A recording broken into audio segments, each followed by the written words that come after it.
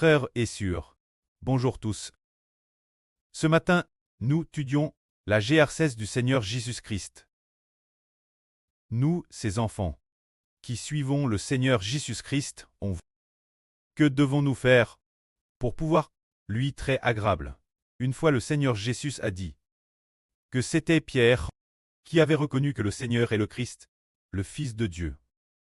Alors Pierre a repris le Seigneur en disant « Seigneur, cette mort que tu annonces, cela ne t'arrivera pas. » Le Seigneur avait dit « Je vais être mis mort, et je ressusciterai le troisième jour. » Pierre a dit « Cette mort qui t'attend ne t'arrivera certainement pas. » Le Seigneur a alors réprimand Pierre en disant « Satan, à rire de moi, tu es une pierre d'achoppement pour moi. » Alors si la mort du Seigneur ne s'accomplissait pas, si le Seigneur ne se réalisait pas en lui, l'humanité ne serait pas sauve.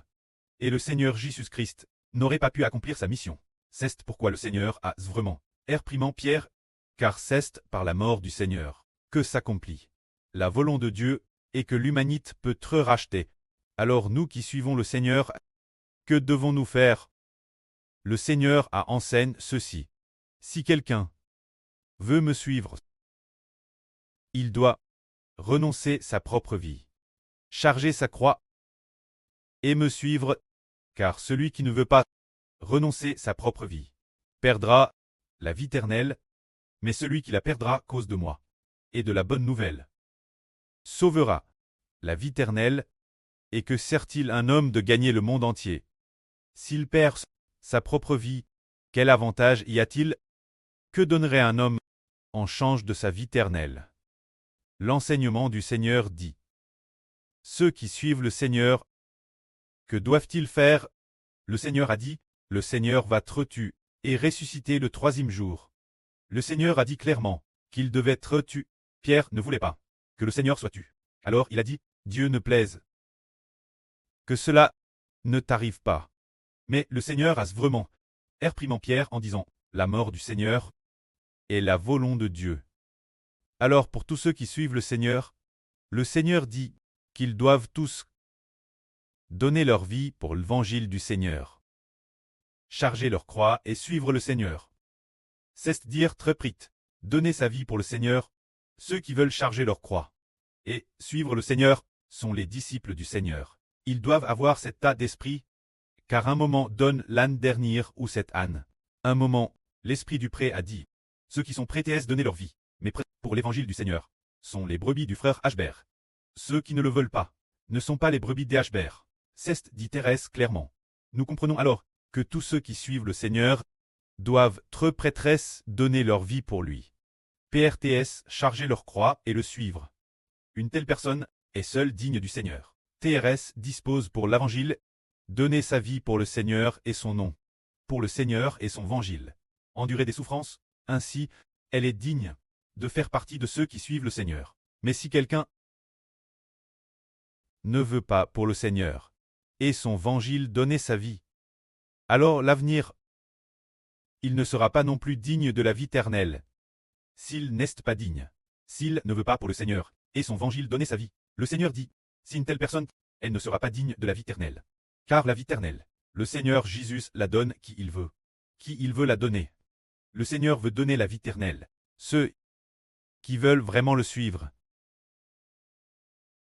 Mais tout comme les gens de ce monde s'efforcent de gagner l'argent du monde. Madame s'il gagnait le monde entier, alors s'il ne gagne pas la faveur du Seigneur, il perdra certainement la vie éternelle. Car le Seigneur a dit, que sert-il un homme de gagner le monde entier? S'il perd sa propre vie éternelle, quel profit en retire-t-il? C'est que la vie éternelle est dans le Seigneur. Ainsi, celui qui gagne le monde entier, il se peut que le Seigneur ne l'approuve pas. Le Seigneur ne l'approuve pas, parce qu'il ne veut pas suivre le Seigneur. Alors cet homme devra perdre sa vie éternelle. Et s'il a gagné le monde, mais qu'il perd, qu'il n'obtient pas l'amour du Seigneur, qu'il n'obtient pas l'approbation du Seigneur, et qu'il perd sa vie éternelle, que peut-il donner en change de sa vie éternelle? Il ne pourra rien donner en change. Nous, ce groupe d'enfants, qui suivons le Seigneur, nous devons avoir un cœur, PRT, tout abandonné, pour suivre le Seigneur, ainsi, nous serons agréables au Seigneur. Le Seigneur a enseigne ceci. Quand le Fils de l'homme viendra dans la gloire de son preux, et dans la gloire de ses anges, quand ils descendront ensemble en trône, il rendra chacun selon ses œuvres, selon sa propre conduite, dans cette nation adulte et pécheresse.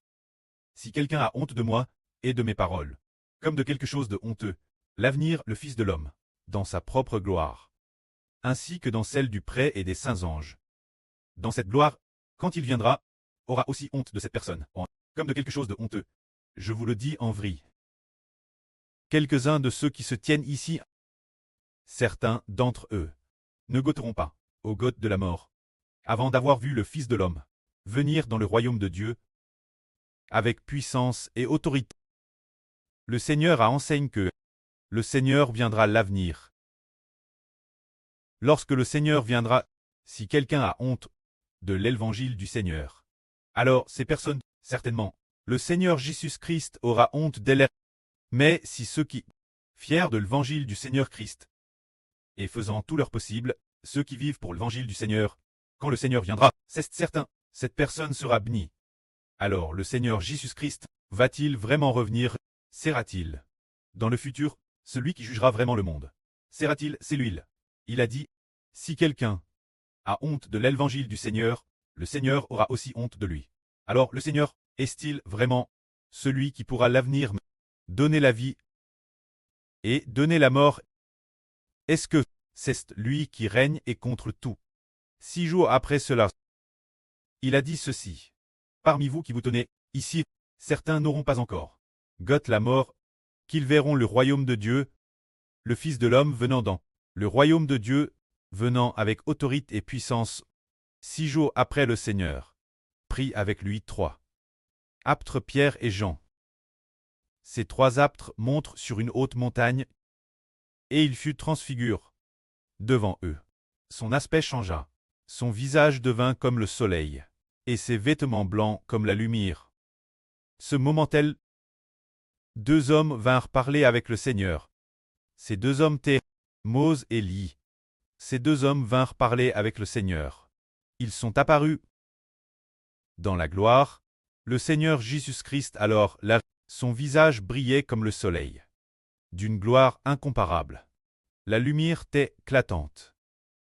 Ce moment-là, une voix s'adressa ainsi au Seigneur. Tu es mon Fils, le bien-aimé, en qui j'ai mis toute mon affection. Les 3 apôtres l'entendirent alors, et ils virent aussi celui appelé Mose, et celui appelé Élie. Ces 2 prophètes qui étaient au CTS du Seigneur.